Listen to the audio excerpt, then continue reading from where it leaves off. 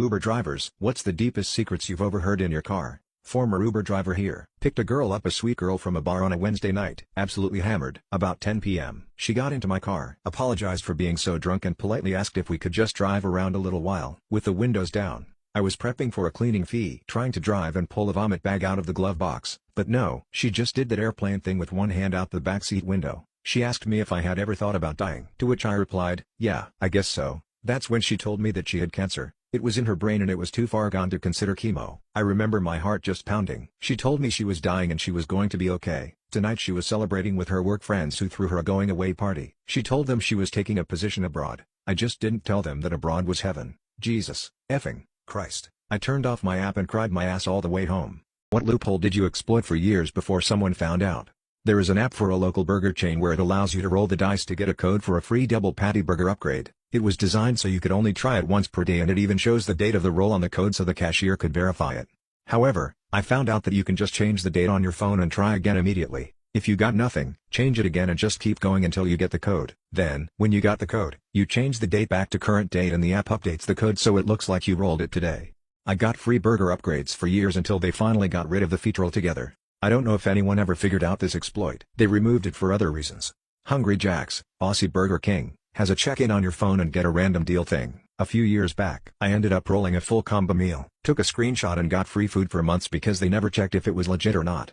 What did a teacher do that made you automatically gain respect for them? When I was in the first grade, my mother gave me one of many really awful haircuts. The first day back at school afterward, the kids picked on me horribly, so much that I ran out and hid. The principal found me and we went back to the classroom and he asked me to wait outside for a minute while he talked to the class. He then walked me to his office and bought me a Coke. The next day, first thing in the morning, we had an assembly with the entire school and he walked up on stage with his head shaved completely bald and talked about bullying and the like. Some 20 years down the road he had retired and I ran into him at the local college, shook his hand and said, "You probably don't remember me." But, yes I do. He interrupted and said my name in the event. The man was and is a hero in my eyes. Military member of Reddit. What is the most embarrassing this guy won't make it through basics story you have? This guy not only made it through basics, he somehow got himself deployed to Afghanistan too. I have no idea how he did it. He was the laziest effer I have met in my life. When we first arrived at camp, we were put in rooms of 4 people, and the whole first month he slept in his sleeping bag because he didn't want to bother with having to change his sheets, or he didn't know how to. Now Afghanistan during summer is effing hot,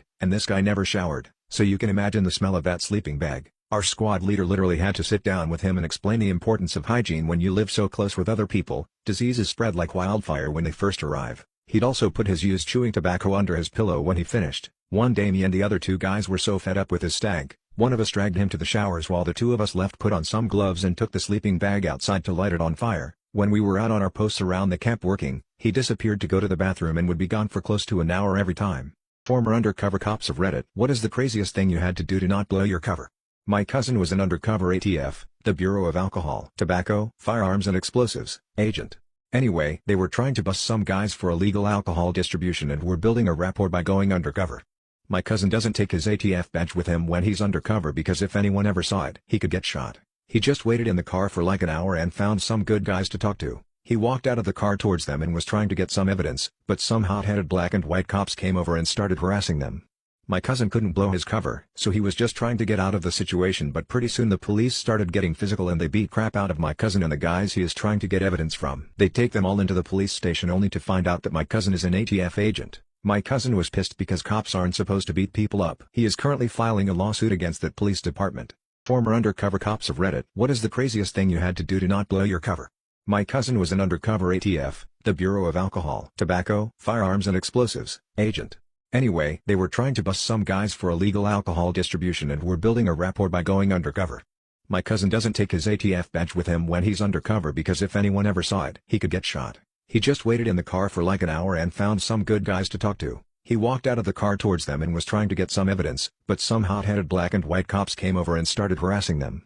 My cousin couldn't blow his cover, so he was just trying to get out of the situation, but pretty soon the police started getting physical and they beat crap out of my cousin and the guys he is trying to get evidence from. They take them all into the police station only to find out that my cousin is an ATF agent. My cousin was pissed because cops aren't supposed to beat people up. He is currently filing a lawsuit against that police department. If it ever turns out we're inside a simulation, what makes it kind of obvious in hindsight? The universal speed limit being so low that almost none of the universe needs to be simulated in any real detail. In The Sims, you tend to have a couple of favorite families with gigantic houses and tons of money. Everyone else lives in shitty little houses with shitty jobs. That sounds a lot like our world. Everyone having the same conversations over and over. Deja vu. Sometimes it's so strong, you have to believe that there is something up. Nearly everything is explainable through mathematical formulas. Sleeping. Nobody has any idea why sleep is necessary. We know what it does for our bodies, but why did we evolve to have our systems shut down for 1/3 of our entire lives? It's obviously just save game for whoever is actually playing the game our lives. This thread, you're waking up. Okay Reddit, what are some clever questions asked by cops to get you in trouble? I had a cop pull this devious tactic on me at a checkpoint. So, he's asking the usual questions: where are you coming from? Work. Where are you going? Home. How long have you worked there? Etc. etc.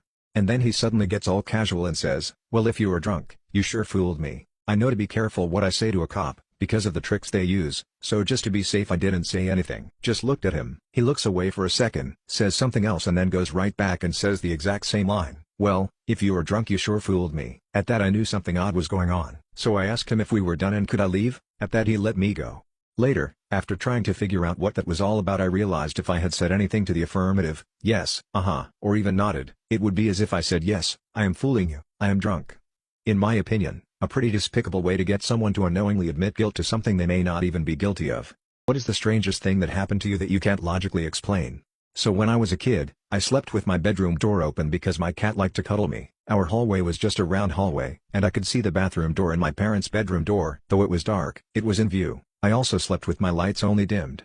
One night, I can't sleep for some reason. I for some reason call out for my mom, and I see her standing near my doorway, kind of turned away from me with her hand on her face and her hair draping. I know it's her because she slept in a big purple t-shirt that night. But she's completely still, static. Mind you, I'm wide freaking awake. I might have been watching TV before this, 3 a.m. Disney Channel. Probably. When I call out to her, she doesn't move at all.